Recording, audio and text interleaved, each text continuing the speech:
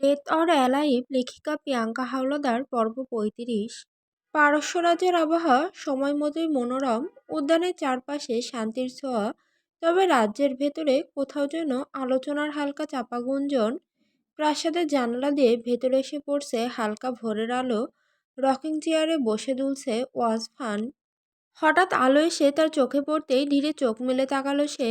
তার হাতে ধরা অর্ষার ওড়নাটির দিকে একদৃষ্টিতে চেয়ে আছে ওয়াসফান। ঠোঁট নড়ল আর বিড়বিড় করে বেরিয়ে এলো কিছু ব্যথা মাখা শব্দ। কত রাত কেটে গেল নির্ঘুম তোকে ছাড়া। তুই কবে ফিরে আসবি বল না।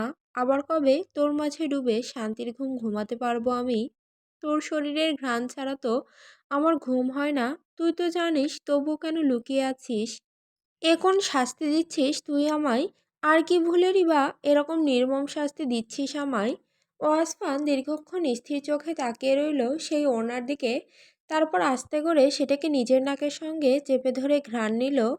দূরে থাকা নিজের লিটল মনস্টারকে যেন আরও একটু কাছে টেনে নেওয়ার জন্যই সে নীরবে চোখ বন্ধ করল। বিকালটা ছিল অপূর্ব। হালকা রোদ মেঘের ফাঁক দিয়ে ঝরে পড়ছে। ফুলে ভরা বাগান যেন সোনালি আভায় রঙিন হয়ে উঠেছে। দূরে পাহাড়ের গা বেয়ে হাওয়ার মিষ্টি ছোঁয়া আসছে। চারিদিকে প্রজাপতির নাচন কুদন। অর্ষা বাগানে প্রজাপতির পেছনে ছুটছে, মুখে সেই শিশুসুলভ মিষ্টি হাসি, যেন হাসিটা পুরো পরিবেশকে আলোকিত করে তুলেছে। ছোটাছুটি করে দুহাত বাড়িয়ে প্রজাপতিটিকে ধরার চেষ্টা করছে, আর প্রতিবারই প্রজাপতি হালকা ডানায় উড়ে সরে যাচ্ছে তার হাতের ফাঁক গলে। বারান্দায় দাঁড়িয়ে ক্যালিয়ন সেই দৃশ্য দেখছে, আর চোখ একবার ফুলের দিকে, আবার আটকে যাচ্ছে অর্ষার মুখের হাসিতে। প্রতিটি মুহূর্তে তার ঠোঁটের হাসি আরও প্রসারিত হয়ে উঠছে। মনে হচ্ছে এই মুহূর্তটাই যেন তার জীবনের সবচেয়ে সুন্দর দৃশ্য।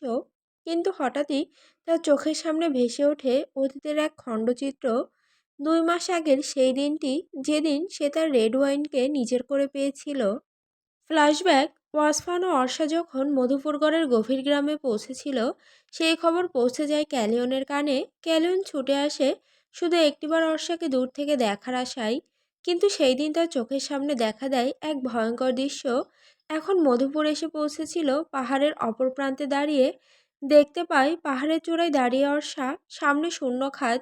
ক্যালিয়নের বুক কেঁপে ওঠে, সে বুঝতে পারে কিছু একটা ভয়ানক ঘটতে চলেছে। এক নিমিষে নিজের নেকড়ে রূপ ধারণ করে দৌড় শুরু করে সে। বাতাস তীরে এগিয়ে আসে অর্ষাকে বাঁচানোর জন্য। কিন্তু সময় যেন তাকে ধোঁকা দিল। কয়েক সেকেন্ড দেরি আর অর্ষা খাদের ভেতর পড়ে যায়। ক্যালিয়নের বুকের ভেতর শেষ শব্দটি জমাট বেঁধে যায়। আর এক মুহূর্তেও না ভেবে ঝাঁপ দেয় সে পানিতে। তবে ভাগ্য সামান্য দয়া করেছিল। অর্ষা সরাসরি পানিতে পড়ে পাহাড়ের একপাশে বেরিয়ে থাকা ধারালো পাথরে আছড়ে পড়েছিল। সেখানে পড়ে রক্তে ভিজে গিয়েছিল পুরো জায়গাটা।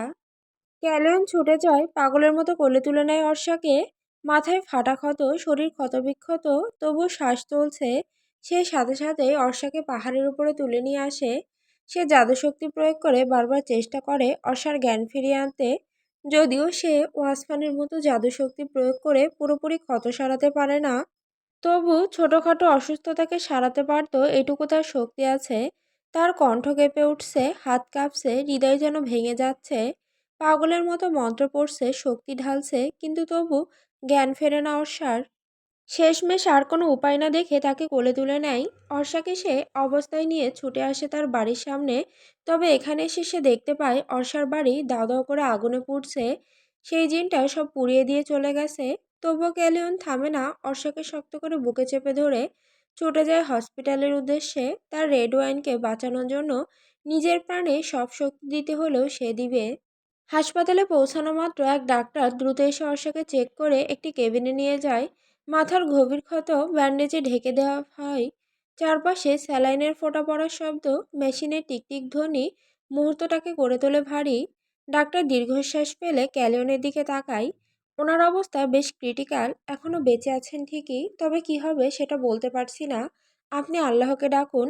বলেই ডাক্তার অর্ষাকে নিয়ে চলে যায় অপারেশন থিয়েটারে। কিছুক্ষণ পর ডাক্তার অপারেশন থিয়েটার থেকে বেরিয়ে এসে বলে, সরি, আপনার রোগী কোমায় চলে গেছে। হয়তো তিনি খুব জলদি জ্ঞান ফিরে পাবে, হয়তো বা অনেকটা সময়ও লাগতে পারে। আল্লাহ চাইলে দ্রুতই জ্ঞান ফিরে পেতে পারেন, তবে এখনই সব অনিশ্চিত।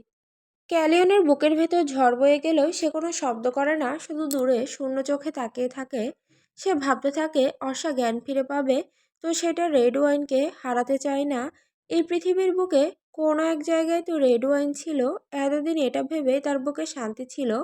তবে এখন যদি সেই পৃথিবী ছেড়ে চলে যায় তখন কি হবে? তবে পর মুহূর্তেই নিজে নিজেই ভাবে, না, যেভাবেই হোক আমি আমার রেড ওয়াইনকে সুস্থ করেই তুলব। পরবর্তী তার মাথায় অন্য এক ভাবনা বাসা বাঁধে, যেভাবে এবার কেননা নিজের রেড ওয়াইনকে নিজের কাছেই রেখে দেই। কথাটা ভেবেই সে সঙ্গে সঙ্গে অর্ষাকে হাসপাতালে রেখে আবার ছুটে যায় সেই পাহাড়ের পাদদেশে ঝর্ণার ধারে।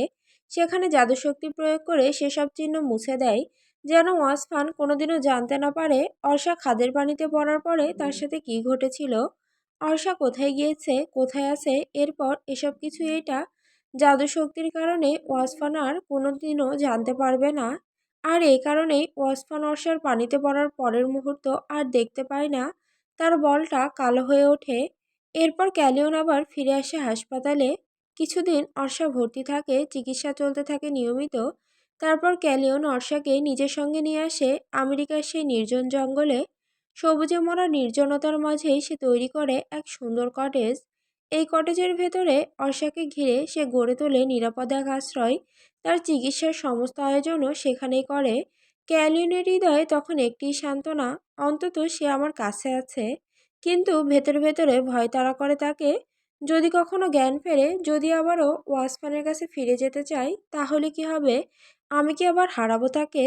ভয়ের মাঝেও সে নিজেকে শান্ত করে, ভাবে সেই দিন এলে দেখা যাবে।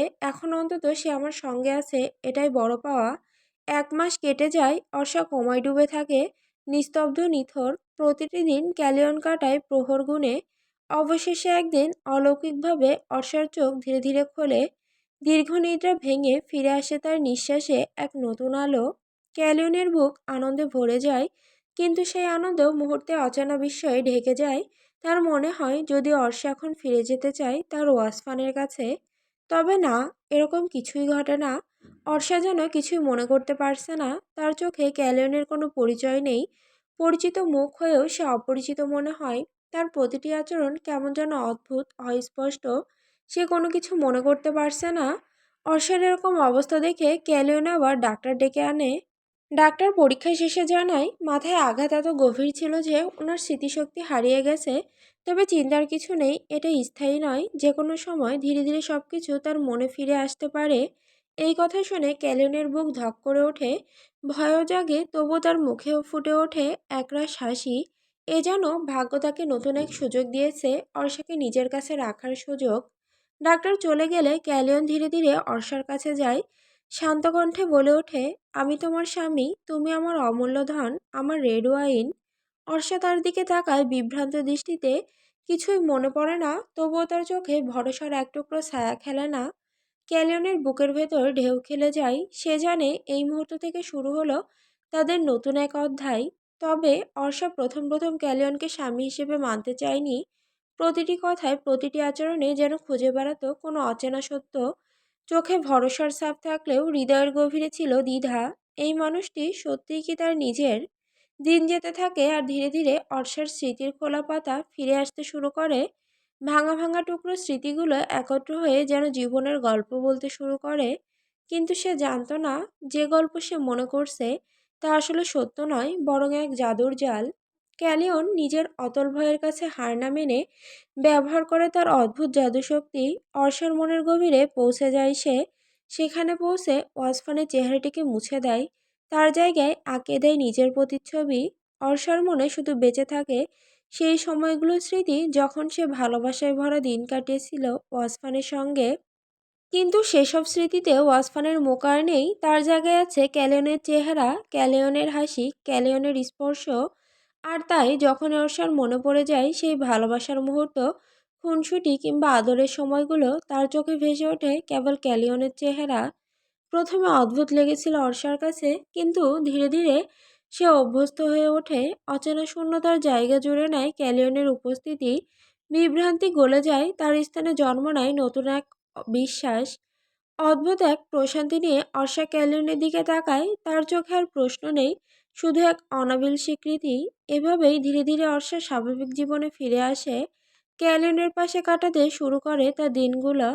জঙ্গলের কটেজে তারা খুঁজে পায় হাসি, শান্তি আর এক অদ্ভুত মায়াময় সুখ। দুজনেই ভুবন ভরে ওঠে একসঙ্গে কাটানো মুহূর্তে, যেখানে অর্ষার জন্য সবটাই নতুন আর ক্যালেনের জন্য সবটাই দীর্ঘ প্রতীক্ষার পূর্ণতা। আকাশপথে পালিয়ে যাচ্ছে ইসাবেলা, অনেকক্ষণ যাবৎ উড়ছে সে, তার কোনো গন্তব্য নেই, শুধু জানে যতদূর সম্ভব, যত দূরই হোক তাকে এখান থেকে পালাতে হবে। প্রাণপণ চেষ্টা করে সে আকাশে ডানা মেলে উড়ে চলেছে, যেন পরি মুক্তির খোঁজে ভেসে চলা। কিন্তু এবার শরীর ক্লান্ত হয়ে পড়েছে, তৃষ্ণায় কণ্ঠ শুকিয়ে আসতে। চারিদিকে তাকাতেই নজরে পড়ে দূরে এক ঝর্ণা। তখন ধীরে ধীরে আকাশ থেকে নেমে আসে ইসাবেলা, ঝর্ণার ধারে দাঁড়ায়, শীতল জলের দিকে হাত বাড়ায় তৃষ্ণা মেটাবার জন্য। কিন্তু হঠাৎই তার বাড়ানো হাত কেউ শক্ত করে চেপে ধরে। ইসাবেলা বিস্ময়ে চোখ মেলে তাকায়, আর পর মুহূর্তেই তার চোখ দুটো অবাক বিস্ময়ে বিস্ফোরিত হয়ে ওঠে। কারণ তার ঠিক সামনে অদম্য, ভয়ঙ্কর অথচ পরিচিত রূপে দাঁড়িয়ে আছে ড্যানিয়েল। ড্যানিয়েলের মুখে ঝুলে আছে তৃপ্তির বাঁকা হাসি। সে চোখ রেখে আছে ইসাবেলার চোখে। ইসাবেলা কিছুটা ভয় পেয়ে যায় ড্যানিয়েলকে এখানে এই রূপে দেখে, সঙ্গে সঙ্গে চোখ সরিয়ে নেয়। ড্যানিয়েল গম্ভীর কণ্ঠে বলে ওঠে, কি চোখ সরিয়ে নিলে কেন? এখন কি তোমার ভয় লাগছে? বাট বেবি, এখন তো ভয় পেয়ে লাভ নেই। এই ভয়টা তো তোমার পাওয়া উচিত ছিল বাসা থেকে পালিয়ে যাওয়ার সিদ্ধান্ত নেওয়ার আগে। এখন তো আর ভয় পেয়ে কোনো লাভ নেই। এখন শুধু তোমাকে পেতে হবে কঠিন থেকে কঠিনতম শাস্তি। তুমি কি ভেবেছিলে আমার কাছ থেকে পালিয়ে তুমি পার পেয়ে যাবে, মুক্ত হয়ে যাবে? না, আমার কাছ থেকে মুক্তি পাওয়া যে এতটা সহজ নয়। আমার সাথে এতদিন থেকেও তুমি আমাকে চিনতে পারলে না। তুমি কি করে ভেবে নিলে আমি এত সহজেই তোমাকে ছেড়ে দেব? ছেড়ে দেওয়ার জন্য কি তোমার হাত ধরেছিলাম নাকি আমি? তবে হ্যাঁ, চলো আজ তোমাকে চিনিয়ে দেব সবটা। আমার ভালো রূপ আর আমার খারাপ, আর আমার নিম্নতম খারাপ, যেটা আমি তোমার উপর দেখাতে চাইনি, কিন্তু তুমি দেখাতে বাধ্য করলে। কথাগুলো শুনে যেন ইসাবেলার বুক ভয়ে কেঁপে ওঠে। ড্যানিয়েল আর এক মুহূর্ত দেরি না করে তাকে কোলে তুলে নেয়। ইসাবেলা ছটফট করতে থাকে তার হাত থেকে মুক্তি পাওয়ার জন্য। তবে ড্যানিয়েল শক্ত করে তাকে কোলে চেপে ধরে সোজা তাকে নিয়ে আসে নিকারো রাজ্যে। ড্যানিয়েল এক ঝড়ের মতো ইসাবেলাকে নিয়ে গেল তার বেডরুমে। দরজাটা বন্ধ করে দিলে এমনভাবে যেন বাইরের দুনিয়ার সঙ্গে সব সম্পর্ক চিরতরে ছিন্ন হলো। মুহূর্তের মধ্যে সে ইসাবেলাকে ছুঁড়ে মারল বিছানায়। ইসাবেলার গলা চিরে বেরিয়ে এলো এক আতঙ্কিত চিৎকার। আমি তোমার সাথে থাকতে চাই না, আমাকে যেতে দাও, আমাকে ছেড়ে দাও। তোমার মতো জঘন্য লোকের পাশে আমি এক মুহূর্তও থাকতে পারবো না। বলেই ইসাবেলা দরজার দিকে পা বাড়াতে নেয়। ড্যানিয়েল সঙ্গে সঙ্গে তার চুলের মুঠি ধরে তাকে নিজের দিকে ঘুরিয়ে তার ঠোঁটে ঠোঁট ডুবিয়ে দেয়। এরপর শুষে নিতে থাকে ইসাবেলার ঠোঁটের সব স্বাদ। এরপর আবার ইসাবেলাকে ছুঁড়ে মারে বিছানায়। ড্যানিয়েলের চোখে তখন এক অদ্ভুত উন্মাদনা। ধীরে ধীরে নিজের শরীরের পোশাক খুলতে খুলতে সে এগিয়ে আসছে ইসাবেলার দিকে। ঠোঁটের কোণে শীতল এক নিষ্ঠুর হাসি।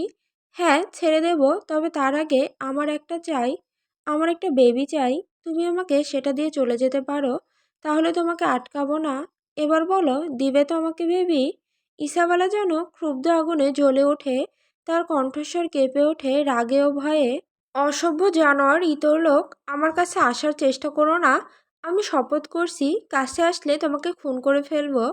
ড্যানিয়েলের অট্টহাসি কাঁপিয়ে তোলে ঘর, চোখে জ্বলে ওঠে পৈশাচিক উন্মাদনা। কেন বেবি, তুমি তো শখ করে পালিয়ে গিয়েছিলে, ভেবেছিলে আমার হাত থেকে বাঁচতে পারবে। না, আজ তোমাকে প্রস্তুত হতে হবে শাস্তি ভোগ করার জন্য। তোমার পালিয়ে যাওয়ার শাস্তি এতটা ভয়ঙ্কর দেব যে দ্বিতীয়বার পালানোর কথা মাথায় আনবে না। আজ আমি নিজেকে তোমার মধ্যে স্থাপন করে দেব, আর আমার ভালোবাসার চিহ্ন তোমার পেটে। Be ready to take punishment, my girl. ড্যানিয়েলের কথাগুলো শুনে ইসাবেলার বুক কেঁপে ওঠে, ভয়ে তার শরীর কাঁপতে থাকে, চোখের দৃষ্টি আতঙ্কে জমে যায়। সে স্পষ্টই বুঝতে পারে ড্যানিয়েল কি ভয়ঙ্কর উদ্দেশ্য নিয়ে এগিয়ে আসছে। মাথা ঝাঁকিয়ে বারবার না বলতে থাকে ইসাবেলা, না, আমি এটা চাই না, একেবারেই না, আমাকে ছেড়ে দাও। কিন্তু ড্যানিয়েলের চোখে যেন সেই আরতি কোনো মূল্যেই রাখে না। সে হঠাৎ ঝাঁপিয়ে পড়ে ইসাবেলার ওপর।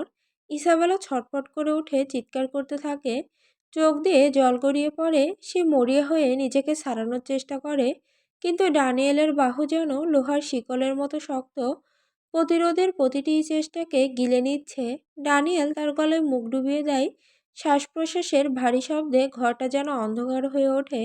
তার ঠান্ডা হাত ধীরে ধীরে নেমে আসে ইসাবেলার পেটে, আর সেই মুহূর্তে ফিসফিস কণ্ঠে প্রায় শয়তানি সুরে বলে ওঠে, আমি চাই আমাদের একটা বেবি হোক। হ্যাঁ, ঠিক এখানে তোমার ভেতরে। সে বড় হবে আমাদের ভালোবাসায়, বাবা হব আমি, আর মা হবে আমার ইসাবেলা। তখন আমাকে ছেড়ে যাওয়ার সাহস তুমি আর কখনো দেখাতে পারবে না। ইসাবেলা ভয়ঙ্কর চমকে ওঠে। তার হৃৎপিণ্ড যেন বুকে ধাক্কা মেরে বেরিয়ে আসতে চাইছে। অঝরে চিৎকার করে কেঁদে ওঠে সে। মরিয়া হয়ে ছাড়ানোর চেষ্টা চালিয়ে যেতে থাকে, কিন্তু যতই চেষ্টা করে ততই ড্যানিয়েলের শক্ত আলিঙ্গন তাকে শ্বাসরুদ্ধ করে তোলে। ড্যানিয়েল ইসাবেলার পেটের ওপর রাখা হাতটা ধীরে ধীরে উপরে তোলে, এরপর জামার উপর দিয়ে ইসাবেলার বুকের নরম স্থানে চাপ দেয়। ইসাবেলা ভয়ঙ্করভাবে চেপে ওঠে। লজ্জায়, ভয়, ঘৃণা সব একসঙ্গে তার মধ্যে এখন কাজ করছে। সে নিজের হাত দিয়ে অনেক আটকানোর চেষ্টা করে ড্যানিয়েলকে। ড্যানিয়েলের চোখ হঠাৎই রাগে লাল হয়ে ওঠে। ইসাবেলার চিৎকার আর আটকানো তে যেন বিরক্ত হয়ে ওঠে সে। ঠোঁটের কোণে এক শীতল হাসি ফুটে ওঠে। চুপ করো, আর কোনো শব্দ চাই না। হঠাৎ তার আঙুল থেকে কালো ধোঁয়ার মতো এক অদ্ভুত আলো বেরিয়ে আসে। মুহূর্তের মধ্যে সে আলো রূপ নেয় এক অদ্ভুত দড়িতে, অপরিচিত শয়তানি জাদুর দড়ি। ডানিয়েল হাত নাড়তেই দড়িগুলো জীবন্ত সাপের মতো ছুটে গিয়ে ইসাবেলার দুই হাত ধরে টেনে নিয়ে যায় বিছানার দুই পাশে। এক ঝটকায় তাকে বেঁধে ফেলে, যেন ইসাবেলার আর কোনো নড়াচড়ার ক্ষমতাই নেই। ইসাবেলা আতঙ্কে চোখ বড় করে তাকিয়ে থাকে। সে মরিয়া হয়ে হাত ছাড়ানোর চেষ্টা করে, কিন্তু সেই দড়ি যতই টানে ততই শক্ত হয়ে তাকে শিকলের মতো আটকে ফেলে। ড্যানিয়েল ধীরে ধীরে তার জামার একটা অংশ ছিঁড়ে নেয়, তারপর সেটি পাকে শক্ত করে বেঁধে দেয় ইসাবেলার মুখে। এবার আর কেউ তোমার চিৎকার শুনবে না, ইসাবেলা। ঘরের ভেতর অদ্ভুত নীরবতা নেমে আসে, শুধু শোনা যায় ইসাবেলার ভাঙা ভাঙা নিঃশ্বাস আর ড্যানিয়েলের নিষ্ঠুর হাসি, যা দেওয়ালে প্রতিধ্বনি তুলে ঘরটাকে আরো ভয়ঙ্কর করে তোলে। ড্যানিয়েল এবার ইসাবেলার পোশাক ধীরে ধীরে করতে শুরু করে। ইসাবেলা যেন চমকে যায়, দুহাত টানতে থাকে নিজেকে ছাড়ানোর জন্য। চোখের ইশারায় না করতে থাকে ড্যানিয়েলের, এমন করো না। কিন্তু ড্যানিয়েল এক ঝটকায় ইসাবেলার পুরো পোশাকটা খুলে ফেলে। ইসাবেলা লজ্জায় চোখ বন্ধ করে নেয়, বাঁধা দুহাত দিয়ে কিছু খামচে ধরার চেষ্টা করে, কিন্তু পারে না। ড্যানিয়েল এবার মুখ ডুবাই সাবেক বুকের খাঁচে, যেখানে অসংখ্য চুমু এবং কামড়ে ভরিয়ে দেয়। ইসাবেলা কেঁপে ওঠে, চোখ দুটো খিচে বন্ধ করে রাখে, মুখ দিয়ে গোঙানি শব্দ বের হচ্ছে। বাধার কারণে তার চিৎকার বাইরে আসছে না। ড্যানিয়েল ধীরে ধীরে ইসাবেলা পুরো শরীরে নিজের অধিকারের দাগ কেটে দিতে থাকে। ইসাবেলা গলা ফাটিয়ে চিৎকার করতে চেয়েছে, কিন্তু পারছে না। এবার সে কিছুটা উঠে ইসাবেলার ওপর থেকে, এরপর চোখ বুলিয়ে পুরোটা শরীর দেখে ধীরে ধীরে বলে, your body is very beautiful, just like a red cherry, and I am so yummy to eat this. ইসাবেলার কান গরম হয়ে যায় এরকম কথা শুনে। সে চোখ খিচে আরও বেশি বন্ধ করে নেয়, নিজের এক পা দিয়ে অন্য পা নাড়াচাড়া করে নিজেকে আড়াল করার চেষ্টা করে। ড্যানিয়েল এটা দেখে মুচকি হাসে, এরপর নিজের গায়ে থাকা অবশিষ্ট পোশাকটুকু খুলে ফেলে। এরপর সে হাত তুলতেই আবারও কালো আলো ঝলসে উঠল। সেই অশুভ আলোর দড়ি ইসাবেলার দুই পায়ে গিয়ে জড়িয়ে ধরল, টেনে নিয়ে গেল বিছানার দুই পাশে। মুহূর্তে ইসাবেলা বন্দী হলো অচেনা শক্তির ফাঁদে। ইসাবেলার চোখ ভিজে উঠল আতঙ্কে। সে চিৎকার করতে চাইল, কিন্তু মুখে বাঁধা শব্দগুলোকে আটকে রাখল।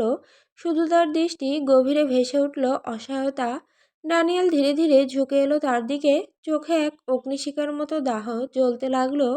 তুমি আমার, আমার জন্যই জন্মেছো। তুমি যতই ঘৃণা করো ততই আমি তোমাকে ভালোবাসবো। তোমাকে ছাড়া আমি বাঁচব না ইসাবেলা, তুমি শুধু আমারই থাকবে চিরকাল। তার কণ্ঠে ছিল শয়তানি কোমলতা, ভয় আর ভালোবাসার এক পৈশাচিক মিশ্রণ। ঘরের বাতাস ঘনিয়ে উঠল, চারপাশ অন্ধকার সঙ্গে মিশে এক অদ্ভুত রোমান্টিক ভয়ঙ্কর আবহাওয়া তৈরি করলো। ইসাবেলা কাঁপছিল ভয়ে, তবু তার ভেতরে কোথাও যেন কেঁপে উঠল এক অজানা অনুভূতি। এরপর ঘর জুড়ে ছড়িয়ে পড়ল উন্মাদনার এক অদ্ভুত ছায়া। জাদুর বাঁধনে আবদ্ধ ইসাবেলার অসহায়তা আর ড্যানিয়েলের পৈশাচিক আসক্তি মিলে তৈরি করলো এক বিভীষিকাময় রাত। তবুও সেই অন্ধকারে ভেসে উঠেছিল এক অচেনা ভালোবাসার ছায়া, যা ছিল উন্মাদনা, দহন আর ভয়ের একসাথে মিশ্রণ। ড্যানিয়েলের চোখে শুধু একটাই জেদ, ইসাবেলা শুধু আমার। আর ইসাবেলার চোখে ভেসে উঠছিল আতঙ্ক আর অশ্রুর ছায়া। তবুও কোথাও যেন বন্দী হয়ে গিয়েছে ড্যানিয়েলের উন্মাদনায়। সারা রাত চলল ড্যানিয়েলের অস্থিরতা, টানাপোড়েন, ইসাবেলার ভেতরে মিশে থাকার বিভীষিকাময় কাহিনী। রাত যেন শেষই হলো না, শুধু প্রতিধ্বনি হয়ে বাজছিল। ইসাবেলার দমবন্ধ শ্বাস আর ড্যানিয়েলের উন্মাদ হাসি। একসময় ক্লান্তি আর ভয়ের ভারে ইসাবেলার শরীর আর টিকতে পারল না। চোখ ভারী হয়ে এলো, শ্বাস কেঁপে উঠল, আর ধীরে ধীরে সে অজ্ঞান হয়ে বিছানায় নিথর হয়ে পড়ে গেল। ড্যানিয়েল তার মুখের দিকে তাকিয়ে মুচকি এসে ফিসফিস করে বলল, তুমি যতই পালাও, শেষমেশ তুমি আমারই হলে ইসাবেলা, আমারই। বারান্দায় দাঁড়িয়ে আছে ওয়াসফান, তার মনের ভেতর শুধু অসারি ভাবনা। অস্থির মন, যেন সেই অস্থিরতা শান্ত করতে পারে একমাত্র তার লাড্ডু, তার লিটল মনস্টার। ঠিক তখনই পেছন থেকে পা টিপে এগিয়ে আসে আয়রাক, মাথা নিচু, কণ্ঠে গম্ভীর সুর। বাদশাহ, অন্য দেশ থেকে একজন জিন এসেছে, আপনার সাথে নাকি তার খুব জরুরি কথা আছে, দেখা করতে চাই, অনুমতি দেব কি? ওয়াসফান দীর্ঘণ্ঠে বলে, আসতে দাও ওকে ভেতরে। আয়রাক চলে যায় এবং কিছুক্ষণ পর সেদিন প্রবেশ করে কক্ষে। প্রথমে সে মাথা নত করে বাচ্চাকে সম্মান জানায়। ওয়াসফানের চোখে গম্ভীর ছায়া, কণ্ঠে দৃঢ়তা। যা বলার জলদি বলো। জিনটি নিচু গলায় বলতে শুরু করলো, বাদশাহ, বহুদিন যাবৎ আপনি বহু দেশে আমাদের রানীর খোঁজে জিন পাঠাচ্ছেন। আমিও বহুদিন ধরে আমেরিকায় রানীকে খুঁজে বেড়াচ্ছি। বেশ কিছুদিন আগে সাউথ আমেরিকার একটি জঙ্গলে, মেইন্ডো নিমবিলীয় ক্লাউড ফরেস্ট, সেখানে আমি এমন একজনকে দেখেছি যিনি হুবহু রানীর মতো দেখতে। আমি অনেকদিন যাবৎ তাদেরকে লক্ষ্য করছি সব জায়গায়। তবে একটা জায়গায় খটকা লেগেছে। ওই মেয়েটির সাথে সেখানে এক ব্যক্তি বাস করে, যে তার স্বামী হয়। তারা হাসিখুশি এক সুন্দর দম্পতি। কিন্তু এতটা মিল, রানীর মতো এত হুবহু, আমার দ্বিধায় পড়ে যায়। নিশ্চিত হতে পারিনি বলেই আপনাকে জানাতে এলাম। এখন আপনার ইচ্ছা খোঁজ নেবেন কি না? ওয়াসফান তার চোখ সরু করে তাকালো, তারপর গম্ভীর স্বরে বলল, ঠিক আছে, তুমি এখন যাও। জিন মাথা নত করে সম্মান জানিয়ে সরে যায়। জিনটা যাওয়ার পরে ওয়াসফানের মনে শান্তি অনুভব হয়, চোখে জল করে জ্বলে ওঠে এক আশার আলো, যেন এক অজানা খুশি টেনে নিয়ে যাচ্ছে তাকে। যেন তার লিটিল মনস্টারকে ফিরে পাওয়ার এক নতুন আশা জন্মের উঠল তার ভেতরে। ওয়াসফান এরপরই আয়রাককে ডেকে পাঠায়। সে ভেতরে খুশি, তবে মুখে এক হুঙ্কারে হুঙ্কার। কোনো রাগের নয়, বরং এক পাওয়ার আশা প্রত্যাশার। তার চোখে জ্বলন্ত ধীরতা। আইরাক, এখনই সব ঠিক করো। আমি এই মুহূর্তেই আমেরিকান মিন্ডো নামবিলো ক্লাউড ফরেস্টে যাব।